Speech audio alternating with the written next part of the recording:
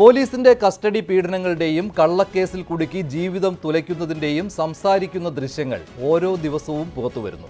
കുന്നംകുളത്ത് തുടങ്ങി പീച്ചിയിൽ തുടർന്ന് പത്തനംതിട്ടയിലും തൊടുപുഴയിലും പേരൂർക്കടയിലുമൊക്കെ പോലീസിലെ ഇടിവീരന്മാരും കള്ളക്കേസ് വിരുദ്ധരും ന്യായീകരിക്കാനാവാത്ത വിധം മുഖം നഷ്ടപ്പെട്ട് നിൽക്കുന്നു.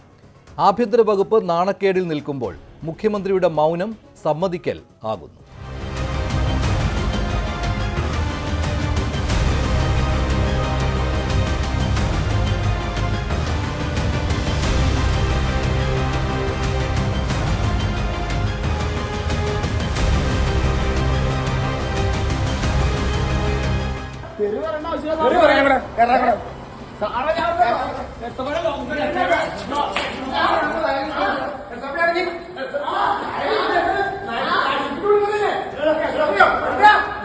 കുന്നംകുളത്ത് യൂത്ത് കോൺഗ്രസ് നേതാവ്, പീച്ചിയിൽ ഹോട്ടൽ മാനേജർ, പത്തനംതിട്ടയിൽ ഡിവൈഎഫ്ഐ നേതാവ്, പത്തനംതിട്ടയിലും തൊടുപുഴയിലും 2 സാധാരണക്കാർ, പേരൂർക്കടയിൽ വീട്ടുജോലിക്കാരിയായ ബിന്ദു.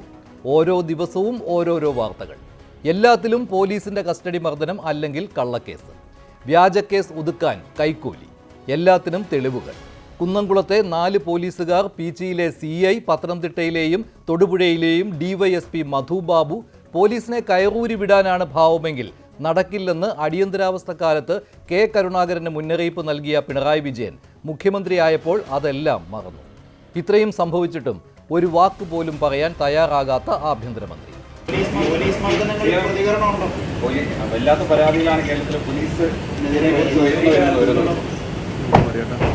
ചോദ്യത്തിൽ തന്നെ കൂടുമാണ്.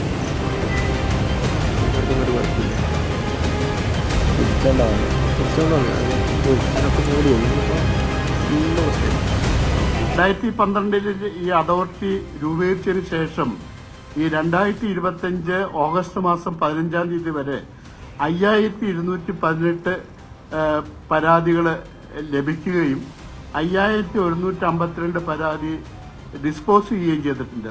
അതിൽ ഇനി ബാക്കിയുള്ളത് 66 കേസുകളാണ് ഇപ്പോൾ പെൻഡിങ് ആയിട്ടുള്ളത്. അത് ചിലപ്പോൾ തെളിവെടുക്കേണ്ട കേസുകളായിരിക്കാം, അതല്ലെങ്കിൽ അതിൻ്റെ നോട്ടീസുകളൊന്നും പൂർത്തിയാക്കാത്തതായിരിക്കാം. എന്താണെങ്കിലും 66 കേസാണ് ഇപ്പോൾ ഉള്ളത്. വ്യാപകമായിട്ടുള്ളൊരു പോലീസ് ലോക്കപ്പ് ടോർച്ചറിങ്ങോ അല്ലെങ്കിൽ ലോക്കപ്പ് ഡെപ്ത് ഉണ്ട് എന്നുള്ള ഒരു പരാതി ഈ സ്റ്റാറ്റിസ്റ്റിക്സിന്റെ അടിസ്ഥാനത്തിൽ ശരിയാണെന്ന് പറയാൻ കഴിയില്ല. എവിടേക്കാണ് പോലീസ് പോകുന്നത്? കേരളത്തിൽ രാജാവിനേക്കാൾ രാജഭക്തി കാണിക്കുന്ന എല്ലാ ഉദ്യോഗസ്ഥന്മാരും ചെവിയിൽ നുള്ളിക്കും. പണ്ടൊക്കെ ഞങ്ങൾ എല്ലാം പൊറുക്കുമായിരുന്നു. ഇനി ഇതെല്ലാം ഞങ്ങൾ ഓർത്തു വെക്കും. ചെവിയിൽ നുള്ളി വെച്ചോ. ഒറ്റൊരുത്തൻ കാക്കിയിട്ട് നടക്കില്ല. ഒറ്റൊരുത്തൻ കേരളത്തിൽ ഈ വൃത്തികേട് കാണിക്കുന്ന ഒരുത്തനും കേരളത്തിൽ കാക്കിയിട്ട് നടക്കില്ല. അത്രമാത്രം തോന്നിയാസവും അസംബന്ധവുമാണ് ഇവർ കാണിക്കുന്നത്. വലിയ ആശങ്കയ്ക്കിടയാവുന്ന തരത്തിലേക്ക് എത്തുന്ന ഒരു സാഹചര്യം സൃഷ്ടിച്ചിട്ടുള്ള കേരളത്തിന്റെ പോലീസിന്റെ സംവിധാനം, ആ സംവിധാനത്തെക്കുറിച്ച് ഒരക്ഷരം മിണ്ടുന്നില്ല എന്നാണ് എനിക്ക് ചോദിക്കാനുള്ളത്. 18 കസ്റ്റഡി മരണങ്ങളാണ് ഈ സർക്കാരിന്റെ കഴിഞ്ഞ 10 വർഷക്കാലത്തെ ഭരണത്തിനിടയിൽ ഉണ്ടായിട്ടുള്ളത്. പോലീസ് ഉദ്യോഗസ്ഥന്മാരെ കയറൂരി വിട്ടിരിക്കുകയാണ്. പോലീസുകാരെ കയറൂരി വിട്ടിരിക്കുകയാണ്. പോലീസ് ഉദ്യോഗസ്ഥന്മാരെ നിയന്ത്രിക്കാൻ ഈ സർക്കാരിന് സാധിക്കുന്നില്ല. സേനയുടെ മനോവീര്യം തകരാതിരിക്കാനുള്ള അതിജാഗ്രത. പൊതുജനത്തിന്റെ മനോവീര്യം തകർന്നാലും കുഴപ്പമില്ല. പോലീസിന് ജനത്തോടുള്ള മനോനില മാറിയാലും സർക്കാരിനൊന്നുമില്ല. പോലീസിലെ ബഹുഭൂരിപക്ഷം മികച്ച ഉദ്യോഗസ്ഥരെ സംശയനിഴലിലാക്കുന്ന പുഴുക്കുത്തുകൾക്കെതിരെ പൊതുസമൂഹത്തിന് മനസ്സിലാകുന്ന ഒരു നടപടി പോലുമില്ല. ഏറ്റവും കൂടുതൽ പോലീസുകാരെ സസ്പെൻഡ് ചെയ്ത സർക്കാർ എന്ന് മേനി നടിക്കുമ്പോൾ അവരിൽ പകുതിയോളം പേർ തിരികെ സർവീസിലെത്തിയെന്ന കാര്യം വിസ്മരിക്കുന്നു. കസ്റ്റഡി മർദ്ദനങ്ങളും കസ്റ്റഡി മരണങ്ങളും വ്യാജ കേസുകളും ന്യായീകരിക്കാനാവാത്തതിനാൽ പോലീസുകാർക്കെതിരായ റിപ്പോർട്ടുകൾ തയ്യാറാക്കുന്നു, നടപടിക്ക് ശുപാർശ ചെയ്യുന്നു. എന്നാൽ സൗകര്യപ്രദമായ സ്ഥലം മാറ്റത്തിനപ്പുറം ഒന്നും നടക്കുന്നില്ല.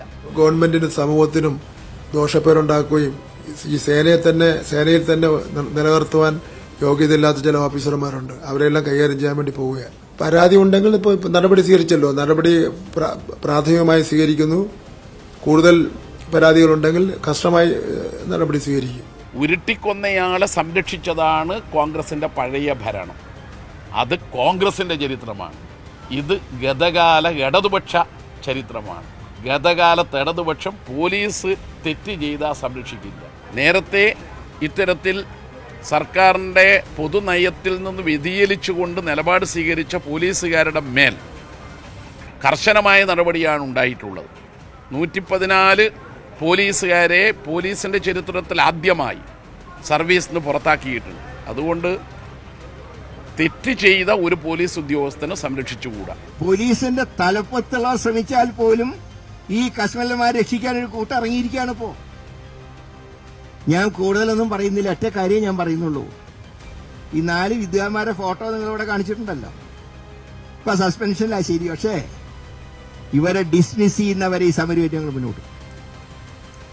ഇനി ഡിസ്മിസ് ചെയ്തില്ലെങ്കിൽ 8 മാസം കഴിഞ്ഞ് ഞങ്ങൾ വന്നാൽ ഡിസ്മിസ് ചെയ്യും എന്ന് വെച്ച് 8 മാസം മിണ്ടാതിരിക്കുന്നു കരുതണ്ട.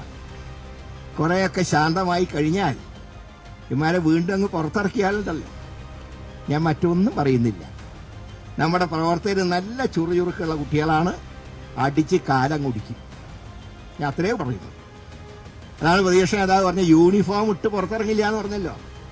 അതിന്റെ കാരണം മറ്റൊന്നുമല്ല, നമ്മുടെ കുട്ടികളുണ്ട്.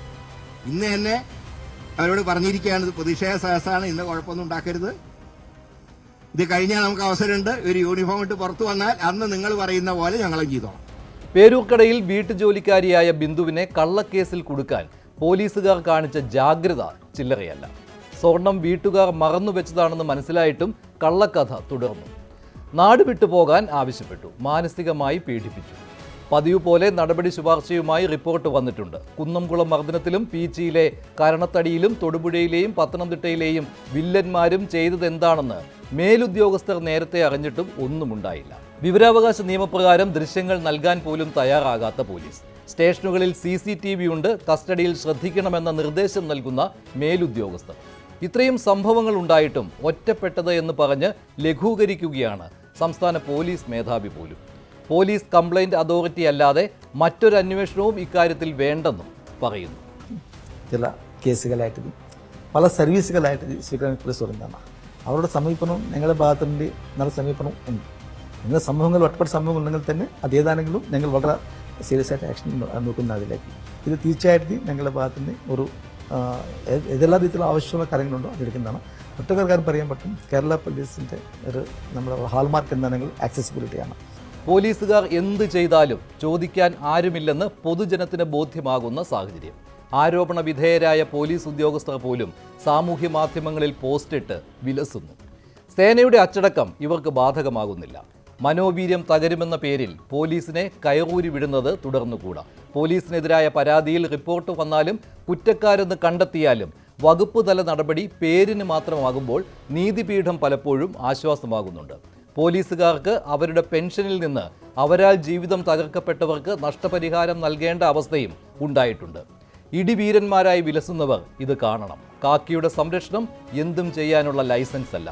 കാക്കിയിട്ടവർ എന്തു ചെയ്താലും ഒറ്റപ്പെട്ട സംഭവമാക്കുന്നവർ പഴയകാല പോലീസ് ലോക്കപ്പുകൾക്കെതിരെ നടത്തിയ പോരാട്ടം മറക്കരുത്.